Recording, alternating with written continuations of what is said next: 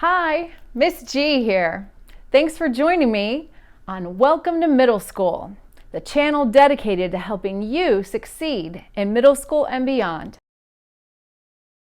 In this episode, we're going to be discussing school supplies and your backpack, because you can't succeed if you don't have what you need. Let's start with the typical school supply list. Many of you maybe already have it. Some of you can find it at your local stores. You can also sometimes find it on the school or district website. It's your first place to start for trying to get everything you need on sale before school starts. Let's take a look at some typical things. Usually the first thing on the list is either folders or binders. As a middle school teacher, I really recommend folders. It's the easiest way to get organized. I use folders myself, just like these, to stay organized for each of my classes. Just like you, I have 5 different classes during the day. So this is the quickest and easiest way to get things in and out of your backpack. The best folders to get are either plastic or paper folders that have 3 prongs in the middle. This lets you clip important papers that you don't want to lose, just in case your backpack comes open and things fall out, or you drop it. Everything is safe inside. Best thing to do is to label each one like I've done here with your name, the subject, and what period it is. This way, if you happen to leave it behind, it can find its way back to you. Some teachers prefer you to have a binder. Sometimes classes like language arts and math have a lot of different papers to organize, so they ask you to get a binder with tab dividers. If the teacher asks you to, this is what you're going to need to get. But if you have a choice, I would choose folders. Either way, always get the smallest binder you need to have so that it doesn't take up too much space in your backpack. I really don't recommend trapper keepers or binders for every single person. It's kind of a special thing that only certain students can manage, or the teacher who's asked you to will help you learn how to manage it. Even I find it difficult to stay organized with a 3-ring binder. The next thing on the list is usually notebooks. A lot of teachers ask you to get composition notebooks. Some teachers ask you to specifically get spiral notebooks. Either is fine. Always get what the teacher asks you to get. I'll tell you the secret difference. If the teacher wants you to never ever take a page out of your notebook, they're going to ask you to get a composition notebook. Composition notebooks are great because all the pages are stitched in. Never tear a page out of a composition notebook, because if you tear a page out of the front, one of the pages from the back is going to come out. But that's the trick, and that's what your teacher doesn't want you to do. These are great. If the teacher asks you to get one, there's a reason why. It's easier to tape things in, or perhaps maybe they want you to tear pages out of it. Either way, make sure you get exactly what the teacher asked you to.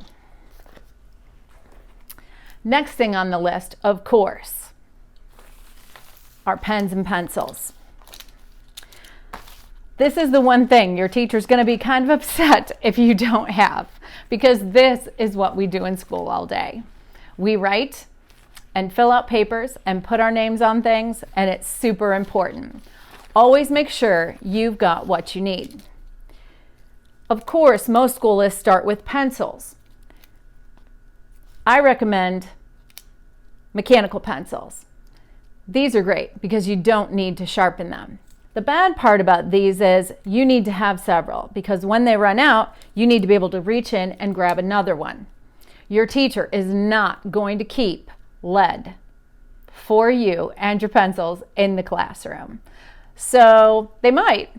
Some do, and they're fantastic. But myself, for example, I don't. Pens are a great technology. These are wonderful because they don't need to be sharpened.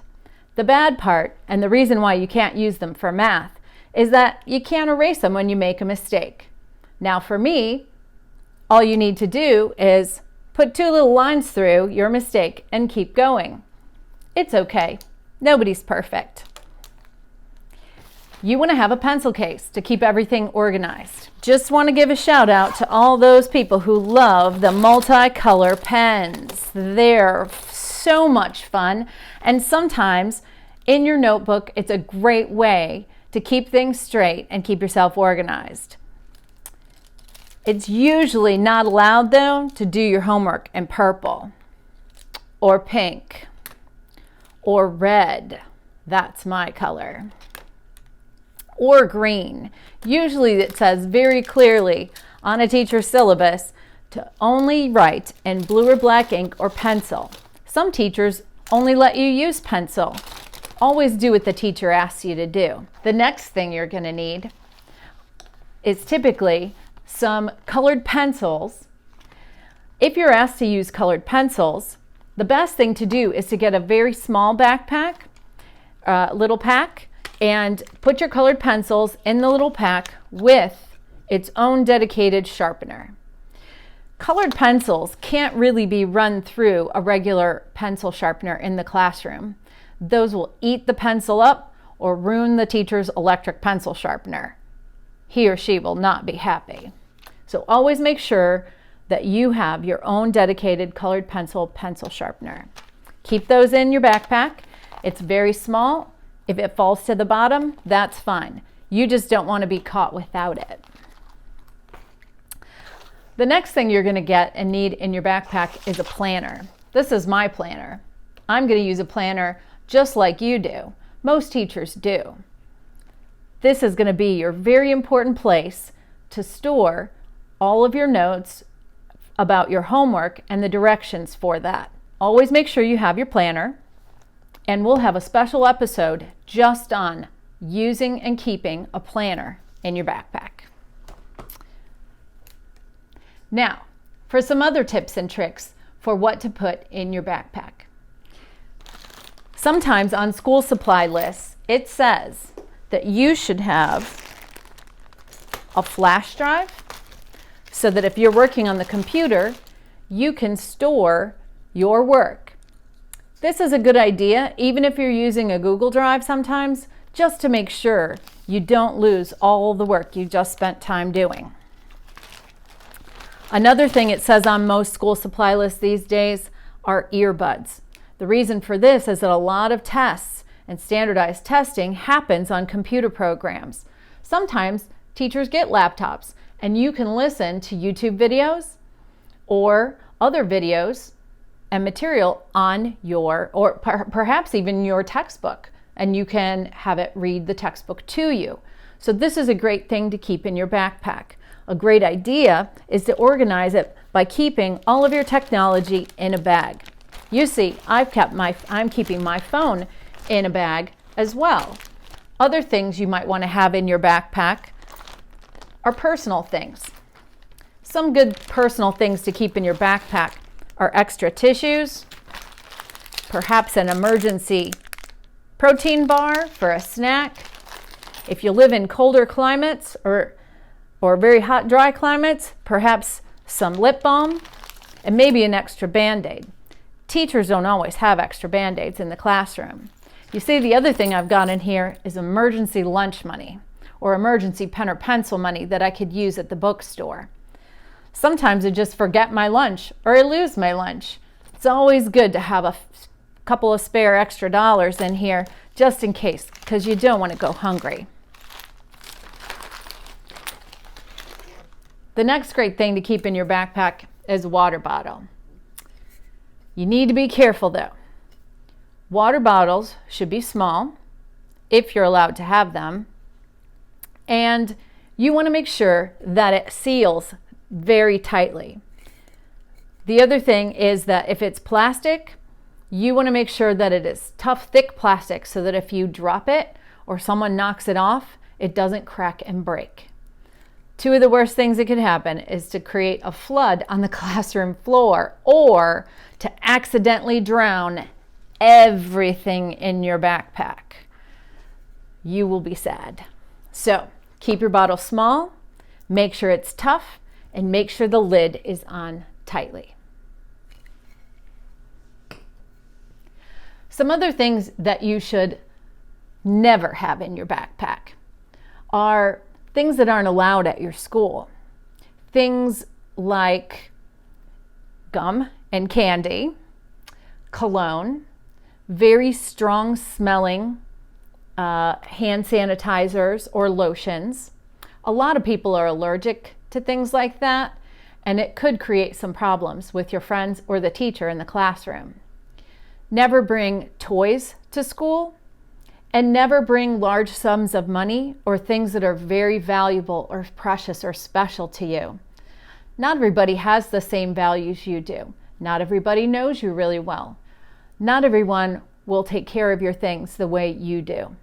The best thing to do is, if you really love it and care about it, keep it safe at home. My next tip for school supplies has to do with keeping a project box at home.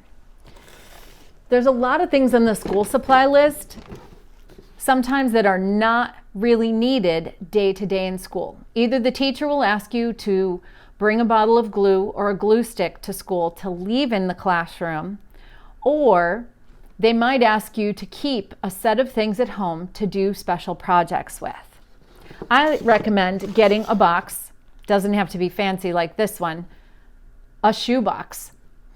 The shoe box from your new school shoes, that would be perfect.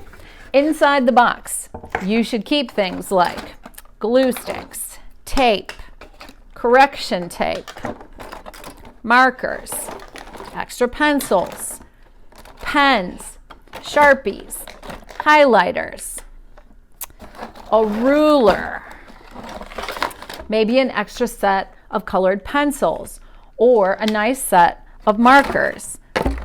The most important thing to have, though, is scissors. Sometimes you have to cut things out and glue them or tape them down. That's a common, easy homework assignment. So make sure that you have these things in your project box at home.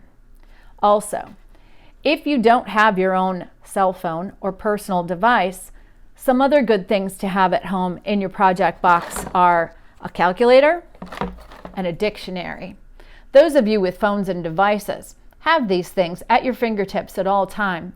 But if your parents don't let you have a device yet, that's okay. Lots of kids don't.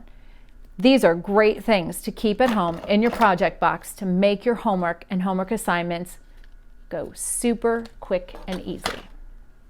Another tip is to repack your backpack every Sunday night. Every Sunday night, take everything out, organize all the loose papers, and get them back into the folders they belong to. Check your pencil case to make sure that you have enough pencils for the week. You need at least one per day, just in case. Make sure that you've restocked your backpack with loose leaf paper. That's something we didn't talk about. A lot of teachers have loose leaf paper in the room, but sometimes they don't, and you're responsible for bringing it. So you don't have to carry a big giant stack with you every day. Make it part of your Sunday routine to refill your paper folder or the paper section of your binder. Also, check your planner. Make sure all your work is done, or you didn't miss a note or a reminder to bring something back to school. For example, a permission slip. The last thing I want to talk about is actually the backpack itself. You want to have a great sturdy backpack that fits everything. Take a look at your school supply list and make sure that all the things that you need to carry each day will fit in here. A lot of people try to pick cute small backpacks or string bags. These really aren't big enough to carry your things to and from school. Or if you go to a southern school that doesn't have lockers, then you need to be able to carry all of your things with you wherever you go throughout the day. A good tip is to before school starts, get spray that will waterproof your backpack.